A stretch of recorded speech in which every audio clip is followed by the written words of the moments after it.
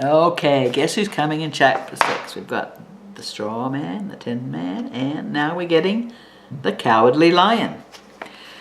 All this time, Dorothy and her companions had been walking through the thick woods. The road was still paved with yellow bricks, but these were much covered with dried branches and dead leaves from the trees, and the walking was not good at all.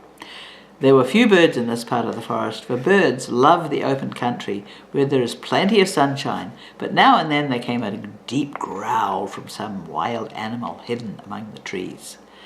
These sounds made the little girl's heart beat fast, for she did not know what made them, but Toto knew, and he walked close to Dorothy's side and did not even bark in return. He's a little chicken, isn't he? "How long will it be," the child asked of the Tin Woodman, "before we are out of the forest?"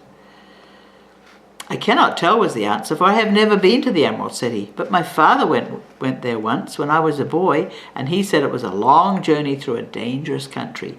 Although nearer to the city where Oz dwells, the country is beautiful.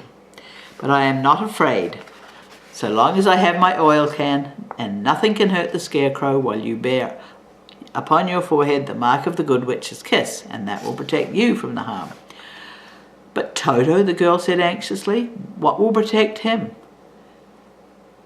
"We must protect him ourselves if he is in danger," replied the Tin Woodman. Just as he spoke, there came from the forest a terrible roar, and the next moment a great lion bounded into the road. With one blow of his paw, he sent the Scarecrow spinning over to the edge of the road, and then he struck the Tin Woodman with his sharp claws. But to the lion's surprise, he could make no impression upon the tin, although the Woodman fell over in the road and lay still. Little Toto, now that he had a great enemy to face, ran barking towards the lion, and the great beast had opened his mouth to bite the dog when Dorothy, fearing Toto would be killed and heedless of danger, rushed forward and slapped the lion upon his nose as hard as she could while she cried out, "Don't you dare bite Toto! You ought to be ashamed of yourself, a big beast like you, to bite a poor little dog." "I didn't bite him," said the lion as he rubbed his nose with the paw where Dorothy had hit him. "No, but you tried to," she reported. "You are nothing but a big coward." "I know it," said the lion, hanging his head in shame. "I've always known it, but how can I help it?" "I don't know, I'm sure. To think of your striking a stuffed man like the poor Scarecrow." "Is he stuffed?" asked the lion in surprise as he watched her pick up the Scarecrow and set him upon his feet while she patted him into shape again. "Of course he's stuffed," replied Dorothy, who was still angry. "That's why he went over so easily," remarked the lion. "It astonished me to see him whirl around. Is the other one stuffed also?" "No," said Dorothy, "he's made of tin," and she helped the Woodman up again. "That's why he nearly blunted my claws," said the lion. "When they scratched against the tin, it made a cold shiver run down my back. What is that little animal you are so tender of?" "He is my dog Toto," answered Dorothy. "Is he made of tin or stuffed?" asked the lion.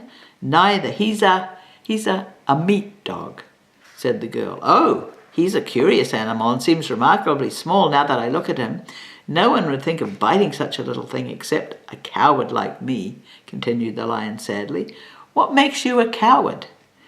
asked Dorothy, looking at the great beast in wonder, for he was as big as a small horse. "It's a mystery," replied the lion. "I suppose I was born that way.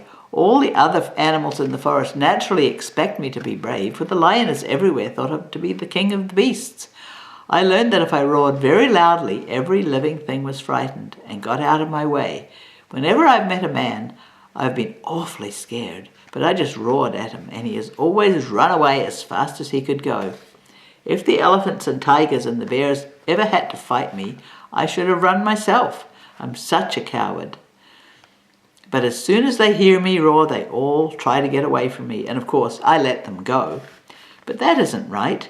The king of beasts shouldn't be a coward," said the Scarecrow. "I know it," returned the lion, wiping a tear from his eye with the tip of his tail. "It is my great sorrow and makes my life very unhappy, but whenever there is danger, my heart begins to beat fast." "Perhaps you have heart disease," said the Tin Man. "It may be," said the lion. "If you have," continued the Woodman, "you ought to be glad, for it proves you have a heart. For my part, I have no heart, so I cannot have heart disease."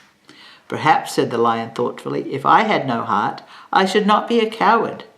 "Have you brains?" asked the Scarecrow. "I suppose so. I never looked to see," replied the lion.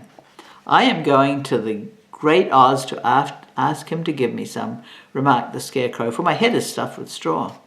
"And I am going to ask him to give me a heart," said the Woodman.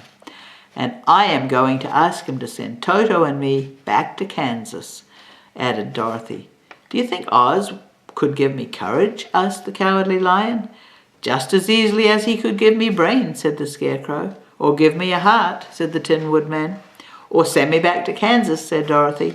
"Then if you don't mind, I'll go with you," said the lion, "for my life is simply unbearable without a bit of courage."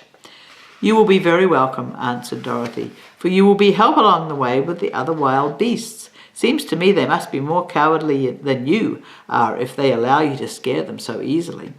"They really are," said the lion, "but that doesn't make me any braver, and as long as I know myself to be a coward, I shall be unhappy."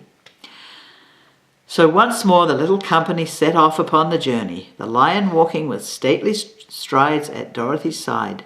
Toto did not approve this new comrade at first, for he said he could not forget, he didn't say anything, he could not forget how nearly he had been crushed between the lion's great jaws, but after a time he came more at ease, and presently Toto and the Cowardly Lion had grown to be good friends.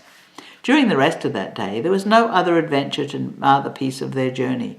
Once, indeed, the Tin Woodman stepped upon a beetle that was crawling along the road and killed the poor little thing. This made the Tin Woodman very unhappy, for he was always careful not to hurt any living creature, and as he walked along he wept several tears of sorrow and regret. These tears ran slowly down his face and over the hinges of his jaw, and there they rusted. When Dorothy presently asked him a question, the Tin Woodman could not open his mouth, for his jaws were tightly rusted together. He became greatly frightened at this, and made many motions to Dorothy to relieve him, but she could not understand. She's got this, The lion was also puzzled to know what was wrong, but the Scarecrow seized the oil can from Dorothy's basket and oiled the Woodman's jaws, so that after a few minutes he could talk as well as before. Now it's funny, isn't it? The Tin Man is sad, even though he doesn't have a heart, and the Scarecrow is thinking, even though he doesn't have a brain.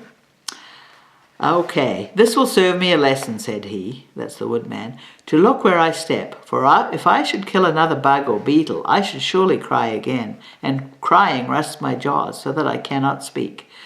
Thereafter he walked very carefully and with his eyes on the road, and when he saw a tiny ant toiling by, he would step over it so as not to harm it.